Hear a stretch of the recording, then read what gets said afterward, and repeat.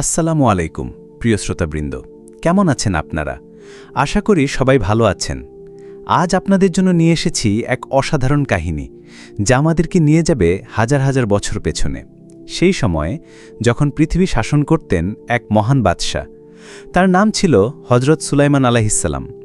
তার রাজত্ব ছিল অতুলনীয়, যার সমকক্ষ আর কোনো রাজা পৃথিবীতে আসেননি। তার সেই রাজত্বের গল্প, অলৌকিক ক্ষমতার বর্ণনা এবং একটি শিক্ষামূলক ঘটনা নিয়ে আজকের আলোচনা। আমরা জানব কিভাবে তিনি পশু পাখি, জিন পরি এবং সমগ্র পৃথিবীর উপর রাজত্ব করতেন, এবং কিভাবে একটি ছোট্ট ঘটনা তাকে শিখিয়েছিল আল্লাহর অসীম ক্ষমতার গভীরতা। এই গল্প থেকে আমরা অনেক কিছু শিখতে পারব, যা আমাদের জীবনের পথ চলায় আমাদের সাহায্য করবে। তো চলুন আর দেরি না করে প্রবেশ করি সেই বিস্ময়কর জগতের গভীরে। হজরত দাউদ আলাইহিসসালামের কনিষ্ঠ ছেলের নাম হজরত সুলাইমান আলাইহিসসালাম। তিনি হজরত দাউদ আলাইহিসসালামের স্ত্রী বৎসার গর্ভে জন্মগ্রহণ করেন। বৎসা ছিলেন আউরিয়া নামক এক যোদ্ধার স্ত্রী। আউরিয়া এক যুদ্ধক্ষেত্রে শহীদ হবার পরে তার স্ত্রী বৎসাকে হজরত দাউদ আলাইহিসসালাম বিবাহ করেন। সে ঘরে হজরত সুলাইমান আলাইহিসসালামের জন্ম। হজরত সুলাইমান আলাইহিসসালামকে তার পিতা হজরত দাউদ আলাইহিসসালাম নিজ সিংহাসনে স্থলাভিষিক্ত করেন এবং বেহেশতি আংটি তার হাতে পুরিয়ে দেন। বেহেশতি আংটি হাতে পড়ার সাথে সাথে হজরত সুলাইমান আলাইহিসসালামের মধ্যে এমন শক্তিশালী অলৌকিক ক্ষমতার সমাবেশ ঘটল, যা তিনি নিজেই বর্ণনা করেছেন। তিনি জাতিকে লক্ষ্য করে বলেছেন, তোমরা জেনে রাখো, আল্লাহ তাআলা আমাকে পশু পাখি, জিন পরি সহ 18,000 মখলুকের ভাষা শিক্ষা দান করেছেন। এখানে বসে সমগ্র পৃথিবীর যাবতীয় দৃশ্যাবলোকনের ক্ষমতা আমাকে দিয়েছেন। সমগ্র পৃথিবীর অধিনায়ক হিসেবে আমাকে স্বীকৃতি দিয়েছেন। এছাড়া যাবতীয় প্রয়োজন মিটানোর প্রয়োজনীয় সবকিছু আমাকে আল্লাহ দান করেছেন। কোনো অভাব, অপূর্ণতা আমার নেই।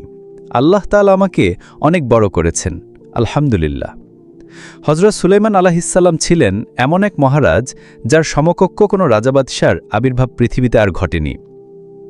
তার সিংহাসন ছিল 7 মাইল লম্বা এবং 7 মাইল প্রশস্ত। তার সিংহাসনের ডান পাশে থাকত সেনাবাহিনীর বিরাট ব্যাটালিয়ন এবং বাম পাশে থাকত জিন পরিদের সারিবদ্ধ দল। পিছনে থাকত দৈত্য দানবদের বিরাট দল। আশেপাশে থাকত সারি বাঁধা পশু পাখির দল। এই সিংহাসনের চারপাশে ছিল সুরম্য অট্টালিকা। বহুকক্ষ ও বহুতল বিশিষ্ট ছিল এ সমস্ত অট্টালিকা। এসব অট্টালিকায় থাকতেন তার স্ত্রীগণ ও দাসদাসীরা। হজরত সুলাইমান আলাইহিসসালামের এই বিশাল সিংহাসনটি বাতাস বহন করত। এর গতিবেগ ছিল অত্যন্ত দ্রুত। হাজার হাজার মাইল পথ নিমিষের মধ্যে অতিক্রম করে যেত। ভোরে বিকেলে শাহানশাহ হজরত সুলাইমান আলাইহিসসালাম সিংহাসনে বসে পৃথিবীর এক প্রান্ত থেকে অপর প্রান্তে বেড়াতে যেত।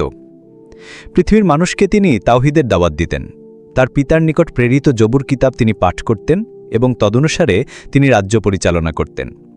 হজরত সুলাইমান আলাইহিসসালামের যুগে কোনো অশান্তি ছিল না। মানুষ যথেষ্ট আরামে জীবনযাপন করত।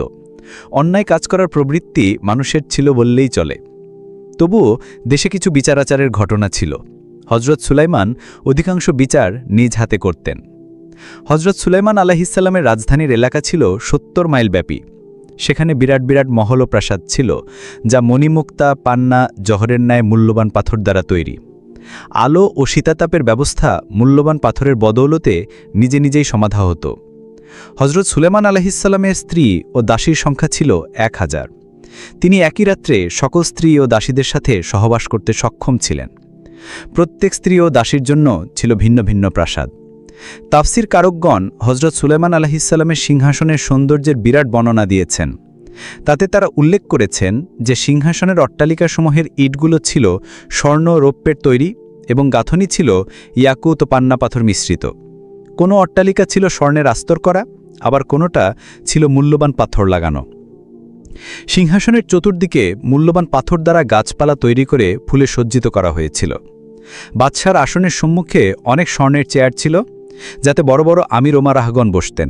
তার পিছনে ছিল জমরুদ ও ইয়াকুত পাথরের তৈরি চেয়ার, যেখানে জিনের নেতারা বসতেন। তার পিছনে ছিল রৌপ্য নির্মিত চেয়ার, যেখানে গণ্যমান্য ব্যক্তিরা ও জিনেরা বসত। তার পিছনে শ্বেত পাথরের চেয়ার ছিল, যেখানে সাধারণ মানুষ ও জিনপরীরা বসত। সিংহাসনের সম্মুখে পাথরের তৈরি দুটো বাঘের প্রতিকৃতি ছিল, যা অতি মূল্যবান পাথর দ্বারা তৈরি করা হয়েছিল। হজরত সুলাইমান আলাইহিসসালাম যখন সিংহাসনে আরোহণ করত তখন তারা মৃদু ডাক দিয়ে মাথা নত করে তাকে সম্মান প্রদর্শন করত। বিভিন্ন রকমের যে গাছসমূহ তৈরি করা হয়েছিল তার ডালে ডালে ময়ূর, বুলবুল ও অন্যান্য পাখির প্রতিকৃতি ছিল। তাদের পেটের মধ্যে মেশকো আম্বর ও গোলাপ জাতীয় সুগন্ধি ভরে দেওয়া হয়েছিল। শাহানশাহ যখন সিংহাসনে বসতেন তখন পাখিগুলো ডানা নেড়ে সুগন্ধি ছড়াতে থাকত। এছাড়া আঙুর, বেদানা, নাশপাতি ও সুস্বাদু অনেক ফলের গাছ ছিল। সেগুলোতে অজস্র ফল ধরত। হজরত সুলাইমান আলাইহিসসালাম সকলকে নিয়ে পরিতৃপ্তি সহকারে সেগুলো ভক্ষণ করতেন। এই সিংহাসন যখন যে এলাকায় গিয়ে থামত সেখানের জীবজানোয়ার, পশুপক্ষী এসে হজরত সুলাইমান আলাইহিসসালামকে অভিবাদন জানাত এবং নিজেদের সমস্যাবলীর কথা জানাত। হজরত সুলাইমান আলাইহিসসালাম তাদের সমস্যাবলীর সমাধানের ব্যবস্থা গ্রহণ করতেন। হজরত সুলাইমান আলাইহিসসালামের নিজস্ব চেয়ারখানি ছিল হাতির দাঁত, ফিরুজা, জমরুদ ও মার্ভেদ পাথর দ্বারা তৈরি। চেয়ারের দুই পাশে ছিল রৌপ্য নির্মিত কৃত্রিম লতা যা সুগন্ধি ফুলে সজ্জিত ছিল। চেয়ারের রং ছিল সাদা ও সবুজ। চেয়ারের উপরের গদি ছিল অনেক মূল্যবান, যা স্বর্ণের কারুকার্য খচিত ছিল। এভাবে বিভিন্ন সাজসজ্জায় সিংহাসন ছিল এক অপরূপ ভাস্করমণ্ডিত। কথিত আছে হজরত সুলাইমান আলাইহিসসালামের এই সিংহাসন ও রাজমহল তৈরির ক্ষেত্রে জিনের তৎপরতাই প্রধান ছিল। দৈত্য দানবেরা সমুদ্রের তলদেশ থেকে মূল্যবান মুক্তা ও পাথর সংগ্রহ করত এবং ভূগর্ভস্থ স্বর্ণ, রৌপ্য ও তাম্র খুঁজে বের করে শাহী দরবারে নিয়ে আসত। অতঃপর শিল্পনিপুণ জিনেরা উহা যথাস্থানে লাগিয়ে সৌন্দর্যমণ্ডিত করত। ভাস্কর কার্যে দক্ষ জিনেরা পাথর খোদাই করে সৃষ্টি করে বেহেশতি অপরূপ। এছাড়া রাজকাজ, সহযোগী কাজ, বহন কাজ ইত্যাদি ক্ষেত্রে হাজার হাজার জিন সানন্দে শ্রম দিয়েছে বলে প্রমাণ পাওয়া যায়। শাহানশাহের রাজমহলের চতুর্দিকে ছিল বিশাল ফুল বাগান, ঝর্ণা ও ছোট নদী, যাতে সর্বদা পানির সাধারণ স্রোত চলমান থাকত। রাজমহলের মাঝে ছিল এক বিরাট ইবাদতখানা। সেখানে মানুষ সর্বদা ইবাদত বন্দিগিতে লিপ্ত থাকত। হজরত সুলাইমান আলাইহিসসালাম সপরিমারে সেই ইবাদতখানায় ইবাদত করতেন এবং দেশবাসীর জন্য দোয়া করতেন। তিনি ইবাদতখানায় বসে বিচারকার্য করতেন। ন্যায় বিচারকে তিনি ইবাদত মনে করতেন, তাই তিনি ওখানে বসে আল্লাহ তাআলাকে সাক্ষী রেখে বিচারের রায় প্রদান করতেন। তার রাজমহলের মাঝে ছিল এক বিশাল মেহমানখানা। সেখানে প্রতিদিন হাজার হাজার মানুষ খাওয়া দাওয়া করত। প্রতিদিন সেখানে নাকি ৭০ ঝুড়ি লবণ খরচ হতো। প্রতিদিন সেখান থেকে ৭ সমন জবেহকৃত পাখির পালক ও জীবজন্তুর চামড়া ফেলে দেয়া হতো। এ থেকেই সে মেহমানখানার মেহমানদের সংখ্যা কিছুটা অনুমান করা যায়। এতৎসত্ত্বে হজরত সুলাইমান আলাইহিসসালাম রাজকোষ থেকে নিজ খাদ্য বাবদ কিছু গ্রহণ করতেন না। তার নিজ শ্রমের দ্বারা উপার্জিত অতি সামান্য উপার্জন দ্বারা নিজ আহার্য সংগ্রহ করতেন। কথিত আছে তিনি ব্যাগ তৈরির ছোট একটি ব্যবসা করতেন। উহা দ্বারা তিনি দৈনিক যা আয় করতেন তাই দিয়ে নিজের আহার্য যোগাতেন। হজরত সুলাইমান আলাইহিসসালাম সারা পৃথিবীর উপর রাজত্ব করতেন।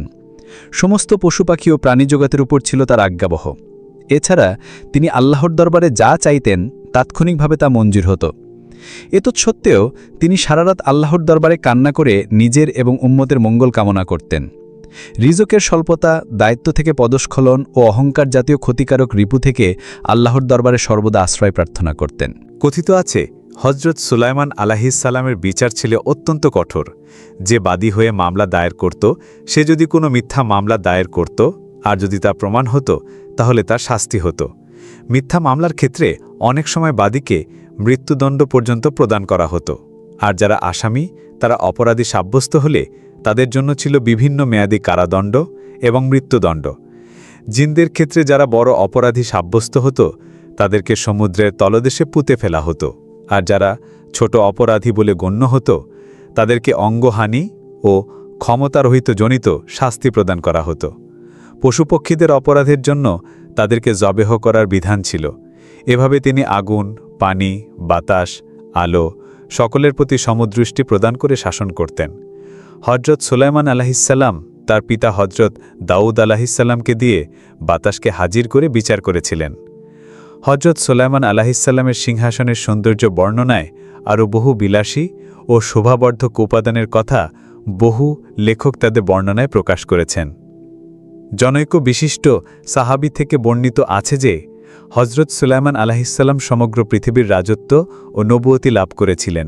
সে সাথে তিনি লাভ করেছিলেন ধন সম্পদ, সুখ স্বাচ্ছন্দ্য ও খাদ্য খাদকের প্রাচুর্য। তাই একদিন তিনি মনের আনন্দে আল্লাহর দরবারে ফরিয়াদ করে বললেন, হে মহান প্রভু, আমি তোমার সৃষ্ট জীবদেরকে একবেলা খাওয়াতে চাই। এ বিষয়ে তোমার আদেশ পেলে আমি আয়োজন আরম্ভ করব। আল্লাহ তাআলা হজরত সুলাইমান আলাইহিসসালামের ফরিয়াদের কথা শুনে তাকে জানালেন, তুমি এ বিশাল আয়োজন সুষ্ঠুভাবে সমাধা করতে পারবে না, কারণ আমার সৃষ্ট জীবের সংখ্যা অনেক। তাদেরকে আমি বিভিন্ন ব্যবস্থার মাধ্যমে খাবার দিয়ে থাকি, কিন্তু তুমি তা দিতে পারবে না। সকল প্রাণীর খাদ্য জোগাড় করা কোনো মানুষের পক্ষে সম্ভব নয়।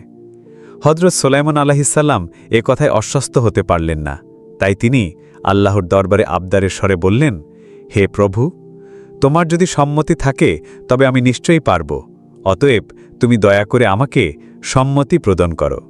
আল্লাহ তাআলা নবীর আবেদন মঞ্জুর করে বললেন, হ্যাঁ, আমি সম্মতি দিলাম, এখন চেষ্টা করে দেখো। বিভিন্ন এলাকা থেকে নানা ধরনের খাদ্যদ্রব্য এনে সেখানে জমা করা আরম্ভ হল। 1000 বর্গগজ আকৃতির ডেকসি জমা করা হল 7000-এর ঊর্ধ্বে। গামলাগুলো ছিল এক একটি পুকুরের ন্যায়। পেয়ালা, গামলা, গ্লাস ইত্যাদির মাপ ও সংখ্যা নির্ণয় করা সম্ভব ছিল না। এই অনুষ্ঠানে গরু জবেহ করা হয়েছিল লক্ষাধিক। মেষ, মহিষ, দুম্বা ইত্যাদি জাতের পশু ও অনুরূপ সংখ্যক জবেহ করা হয়েছিল। এই অনুপাতে পাহাড়ের ন্যায় স্তূপ করে অন্যান্য খাদ্যাদি জমা করা হয়েছিল মাঠের অর্ধেক জুড়ে। দীর্ঘ 8 মাস যাবৎ সংগৃহীত অভিযানের পরে আরম্ভ হল রান্না ও খাদ্য তৈরির কাজ।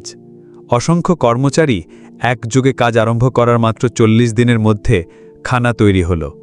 এক নির্দিষ্ট তারিখে সমস্ত সৃষ্টির জীবকে দাওয়াত করা হয়েছিল। তারা একদিন পূর্ব হতেই ময়দানে জমায়েত হতে আরম্ভ করে।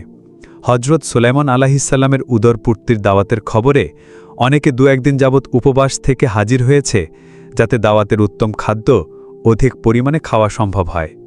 হজরত সুলাইমান আলাইহিসসালাম ময়দানের পার্শ্ববর্তী সমুদ্রের মধ্যে শূন্যে বাতাসের উপর তার সিংহাসন দাঁড় করে রাখলেন, যাতে তার পক্ষে মেহমানদের দেখাশোনা করা সহজ হয়। নির্দিষ্ট দিনে ভোরবেলা সমুদ্র থেকে বিশাল পাহাড়ের ন্যায় দানবাকৃতির এক মাছ সমুদ্রের পানি ঠেলে মাথা উত্তোলন করে বলল, হে আল্লাহর নবী সুলাইমান, তোমার দাওয়াত পেয়ে এখানে এসেছি, এখন খাবার কি আছে দাও। প্রতিদিন আল্লাহ তাআলা সূর্যোদয়ের পূর্বেই আমাকে খাবার দেন। আজকে তোমার দাওয়াতের কারণে সে খাদ্য খেতে পারেনি, অতএব ক্ষুধার যন্ত্রণায় খুবই অস্থির হয়ে পড়েছি, দয়া করে আমাকে খাবার দাও। হজরত সুলাইমান আলাইহিসসালাম বললেন, একটু থামো, আমার সকল মেহমানেরা আসলে একত্রে খাবার দিব। মাছ বলল, ততক্ষণ আমার ধৈর্যে মানাবে না, যদি তুমি দয়া করে এখন কিছু দাও তবে খেয়ে যাব, না হয় উপবাসী চলে যাব। হজরত সুলাইমান আলাইহিসসালাম দেখলেন অনুপায়, যদি মাছকে খালি মুখে ফেরত দেওয়া হয় তাহলে ভীষণ কলঙ্ক হবে, তার চেয়ে কিছু খাবার দিয়ে তাকে আগের ভাগে বিদায় দিলেই এদিকের ইন্তজাম ভালো হবে। তাই তিনি মাছকে বললেন, যদি তুমি অপেক্ষা করতে না পারো তাহলে ময়দানে যে সমস্ত খাবার আছে তা থেকে তোমার যা পছন্দ হয় তা খেয়ে যাও। মাছ তখন দীর্ঘ 8 মাসের সংগৃহীত সমস্ত খাদ্যস্তূপ এক গ্রাসে খেয়ে ফেলল এবং চিৎকার দিয়ে বলল, বাকি আর কোথায় কি আছে দাও। আল্লাহ তাআলা প্রতিদিন আমাকে 3 গ্রাস খাবার দিয়ে থাকেন। আজকে তোমার এখানে আরও বেশি খাবার পাবো বলে আশা করে এসেছি, এখন 1 গ্রাস খাবার দিলে বাকি খাবার কোথায়? হজরত সুলাইমান আলাইহিসসালাম এই দৃশ্য দেখে বেহুশ হয়ে সিংহাসনের পাশে পড়ে গেলেন। সমস্ত উপস্থিত মেহমানগণ এই দৃশ্য দেখে হতভম্ব হয়ে গেল। তারা কত আশা নিয়ে দাওয়াতে এসেছিল, কিন্তু একটি মাছি সবকিছু সাবার করে দিল। এখন তারা আর কি খাবে? সকলের মুখ মলিন হয়ে গেল। কর্মকর্তা কর্মচারী সকলে হজরত সুলাইমান আলাইহিসসালামের নিকট গিয়ে থাকল, তিনি সংজ্ঞাহীন অবস্থায় পড়ে আছেন। তখন আর কারো বিবেক বুদ্ধি স্থির রইল না, যে যেখানে ছিল নির্বাক অবস্থায় দাঁড়িয়ে রইল। মেহমান বৃন্দ অবস্থা দেখে যার যার পথ ধরল। দীর্ঘ সময় পরে হজরত সুলাইমান আলাইহিসসালামের জ্ঞান ফিরল। তখন তিনি সেজদায় পড়ে আল্লাহর দরবারে আরজ করে বললেন, দয়াময়, আমি তোমার হুকুমে যে উদ্যতপনা জাহির করেছি তার উপযুক্ত জবাব আমি পেয়েছি, তুমি আমার এ অপরাধ ক্ষমা করো। একথা চিরসত্য যে তুমি ছাড়া রিজিকের জামিন কেউ হতে পারে না। আমি এত বড় সাম্রাজ্যের অধিপতি হয়ে এত খাদ্য সম্ভার সংগ্রহ করেও মাত্র একটি জীবের একবেলার খাদ্য আমি দিতে সক্ষম হইনি, আর তুমি সারা জাহানের সমস্ত জীবের খাদ্য প্রতিদিন নিয়মিতভাবে দিয়ে আসছ, যাতে একটি প্রাণী অনাহারী থাকছে না। অতএব তোমার কুদরত অসীম, যা বুঝার ক্ষমতা আমার নেই। আমার এই অবাঞ্ছিত আশা করা ছিল মহা অন্যায় কাজ, যা আমি নিজ জ্ঞান দ্বারা বুঝতে পারিনি। এখন তুমি আমাকে ক্ষমা না করলে আমি সেজদা থেকে মাথা উত্তোলন করব না। নবীর তওবা আল্লাহ কবুল করে তাকে ক্ষমা প্রদান করেন। হজরত সুলাইমান আলাইহিসসালাম এই ঘটনার পরে জীবনে আর কোনোদিন লজ্জায় আকাশের দিকে তাকাননি। বাকি জীবন তিনি এমন বিনম্রভাবে কাটিয়েছেন যা নজিরবিহীন। তিনি বাকি জীবন আর রাত্রিনালা ঘুমাননি, সারা রাত তিনি ইবাদতের মধ্যে কাটিয়ে দিতেন। হজরত সুলাইমান আলাইহিসসালামের এই ঘটনা আমাদের জীবনে এক অমূল্য শিক্ষা দেয়। এটি কেবল তার রাজত্বের ঐশ্বর্য বা অলৌকিক ক্ষমতার গল্প নয়, বরং এটি বিনয়, সীমাবদ্ধতা এবং আল্লাহর সার্বভৌমত্বের এক গভীর শিক্ষা। তিনি তার জীবনের সবচেয়ে বড় ভুল থেকে শিখেছিলেন যে মানুষের ক্ষমতা, ঐশ্বর্য বা জ্ঞান যতই বিস্তৃত হোক না কেন, তা আল্লাহর অসীম কুদরতের কাছে কিছুই নয়। এই ঘটনার পর তিনি এতটাই বিনয়ী হয়ে গিয়েছিলেন যে জীবনের বাকি দিনগুলোতে আর কখনো আকাশের দিকে তাকাননি এবং রাতের ঘুম ত্যাগ করে আল্লাহর ইবাদতে লিপ্ত ছিলেন। তার এই দৃষ্টান্ত আমাদের মনে করিয়ে দেয় যে প্রকৃত শক্তি ও সম্মান কেবল আল্লাহর কাছেই নিহিত। তার এই ঘটনা প্রতিটি মানুষকে অহংকার ত্যাগ করে বিনয়ী হতে এবং সৃষ্টিকর্তার অসীম কুদরতের প্রতি বিশ্বাস রাখতে অনুপ্রাণিত করে। যদি ভিডিওটি ভালো লেগে থাকে তাহলে অবশ্যই লাইক, শেয়ার এবং সাবস্ক্রাইব করতে ভুলবেন না। পরবর্তী ভিডিওতে দেখা হবে নতুন কোনো ইন্টারেস্টিং বিষয় নিয়ে। আল্লাহ হাফেজ।